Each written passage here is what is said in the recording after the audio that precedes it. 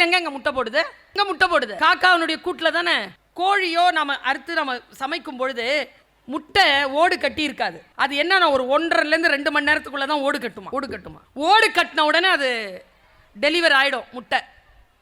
அதனால தான் எல்லா பறவைகளும் பாருங்க ஆண் பெண் சேர்றதுக்கு முன்னாலேயே கூடு கட்டிடும். ஏன்னா அந்த லாஸ்ட் மினிட்ல கூடு கட்ட முடியாது. 1.5 மணி நேரம் தான் டைம். இப்போ குயிலுக்கு என்ன பிரச்சனை? கூடு இல்லை. அந்த 1.5 மணி நேரத்தில் தான் அது கூடு தேடி ஆகணும். கூடு தேடுறதுக்கு அது என்ன டெக்னிக் பண்ணோன்றத சொல்கிறேன் பாருங்க.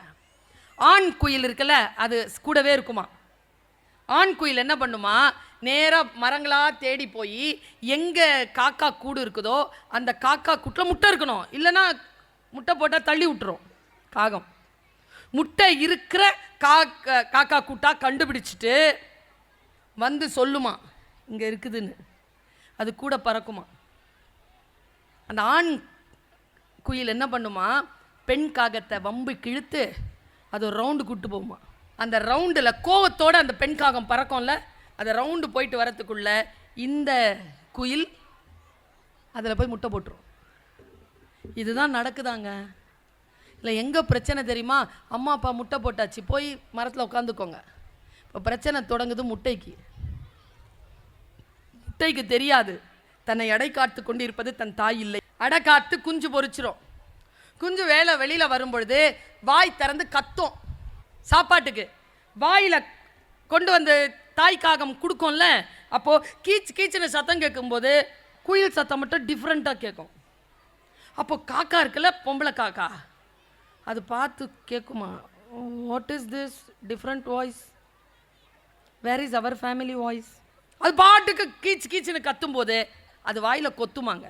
குஞ்சு குயில்களின் வாயில் கொத்து வாங்கிய அந்த குயில் குஞ்சுகள் வளர்ந்து பெரியாளாகி பாடும்.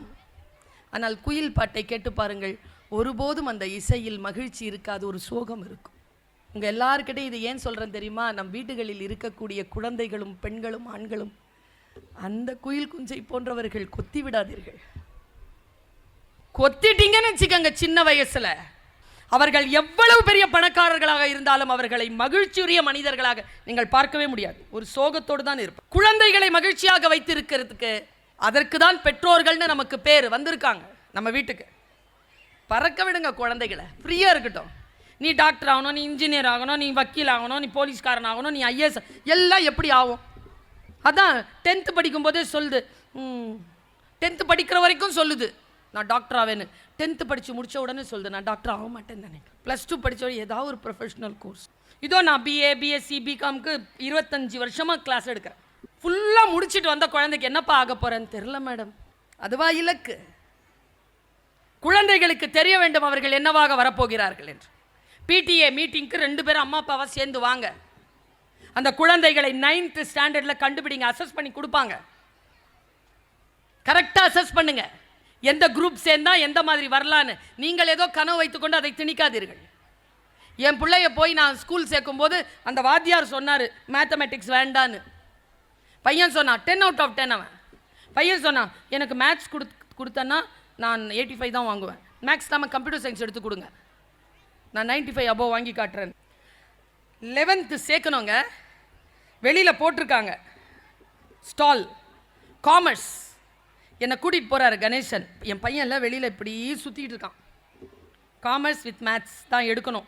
அவன் ஸ்டீஃபன் காலேஜ் இல்லைனா ஸ்ரீராம் போகணுன்னு ஆசை எனக்கு. சுத்துறேன். அவர் சொல்கிறார், டீச்சர் சொல்கிறார், மேடம் இந்த வருஷத்துலேருந்து CBSEயில் 2017 இந்த வருஷத்துலேருந்து CBSEயில் பிஸ்னஸ் மேத்ஸ் எடுத்துட்டாங்க மேடம், ஜென்ரல் மேத்ஸ் தான் இருக்குது. அந்த ஜென்ரல் மேத்ஸ் படிக்கிற அளவுக்கு ஹாரிஸ்க்கு வந்து இன்ட்ரெஸ்ட் இல்லை. நீங்கள் அவனை மேத்தமெட்டிக்ஸ் வேண்டாம் மேடம், நீங்கள் கம்ப்யூட்டர் சயின்ஸ் கொடுங்கன்னு சொல்கிறாரு என்கிட்ட. நல்லா படிக்கிற பையன், பட் நல்லா எக்ஸ்ட்ரா கரிக்குலம் நல்லா இருக்கு அவனுக்கு, யோசிச்சுக்கோங்க. அவன் வெளியில் பார்த்தேன், அவன் புள்ள அப்படியே அலையிறான். நான் என்ன தெரியுமா அங்கே யோசித்தேன், என் கனவுகளின் படி அவன் அங்கே போகிறத விட முக்கியம் அவன் மகிழ்ந்து படிப்பது தான். அவன் மகிழ்ந்து படிக்கட்டும். சரி sir, commerce with computer science எடுத்துட்றேன் சார்னு.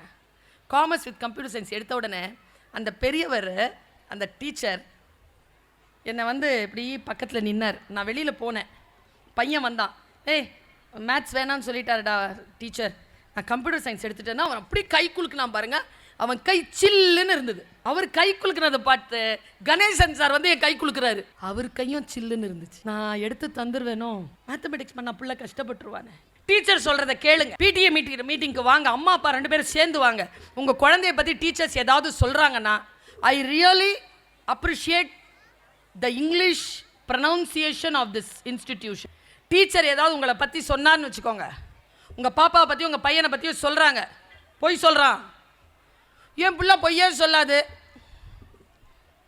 எனக்கு தெரியும், சூப்பராக சொல்லும், உங்களுக்கு தான் தெரியாது.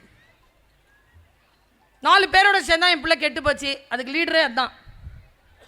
டீச்சருக்கு தெரியாதா? நீங்களாம் மாணிக்கம்னு பேர் வச்சு தான் அனுப்புவீங்க ஸ்கூலுக்கு. அதுக்குள்ளே இன்னொரு பேர் இருக்குதுன்றது டீச்சருக்கு தெரியும். அதுக்கு பேர் பாட்ஷா. 2 முகலும் சுற்றிக்கிட்டு இருக்கோம். நாங்கள்லாம் டீச்சர் வரக்கூடாதுன்னு ப்ரேயர் பண்ண காலம் இருந்துச்சு. ஐயோ இது கிளாஸில் வந்துடக்கூடாதேன்னு ப்ரேயர் பண்ண காலம் இருக்கிற மாதிரி உங்கள் பிள்ளையை மாற்றிடாதீங்க. நாங்கள் செதுக்கி தருகிறோம், வீட்டில் நீங்கள் சிதைக்காமல் திரும்ப அதே செதுக்கலோடு பள்ளிக்கூடத்திற்கு அனுப்பினால் போதும், இவர்கள் பார்த்து கொள்வார்கள். ஐயனா அம்மா திட்டிட்டு இருக்காங்க, பொண்ணு அம்மா திட்டிட்டு இருக்கிறாங்கன்னா அப்பாக்களிடம் கெஞ்சி கேட்டுக்கொள்கிறேன், அந்த குழந்தைக்கு முன்னால் அம்மாவை அதட்டாதீர்கள். அதே போல அப்பா பிள்ளையை கண்டித்து விட்டு வெளியேறுகின்ற பொழுது அப்பாவின் மீது உள்ள ஏதோ ஒரு கோபத்தினால் குழந்தையிடத்தில் அப்பாவை பற்றி குறை சொல்லாதீர்கள். எந்த ஒரு தாய் தகப்பன் கண்ணியத்தை தன் குழந்தைகளிடத்தில் பேணுகிறீர்களோ அவர்கள் ஆளுமையான பிள்ளைகளை வளர்த்தெடுக்கிறார்கள். லீடர்ஸ். குழந்தை தான் நம்ம கிட்ட மழலையில் பேசும், நாம குழந்தை கிட்ட மழலையில் பேசக்கூடாது. நான் இதை பல தடவை சொல்லிட்டேன், இங்கேயும் சொல்கிறேன். இப்போ எனக்கு தொண்டை கட்டிருச்சு, ஒரு வீட்டுக்கு சாப்பிட போயிருக்கோம், கூப்பிட்டு இருக்காங்க சாப்பாடு, கொஞ்சம் வாய்ஸ் ரெஸ்ட் வேணும், சுடு தண்ணி குடித்தா கொஞ்சம் மீட்டிங்கில் பேசலாம், வாய்ஸ் ரொம்ப ரெஸ்ட் ஆயிருக்கு. அந்த வீட்டு ஓனரை கூப்பிட்டேன். சார். என்ன மேடம்? சார் தொண்டை ரொம்ப கட்டி இருக்கு, சூடா ஒரு கப்பு தண்ணி கொடுங்க. காதல கிட்ட தான் சொல்கிறேன். அவர் திருப்பி என்கிட்ட சொல்கிறார், இப்போவே வேணுமா அதுக்கப்புறமா வேணுமா? எனக்கு தானே தொண்டை கட்டி இருக்குது, உனக்கு நல்லா தானே இருக்குது, எனக்கு நல்லா தானே காது கேட்குது.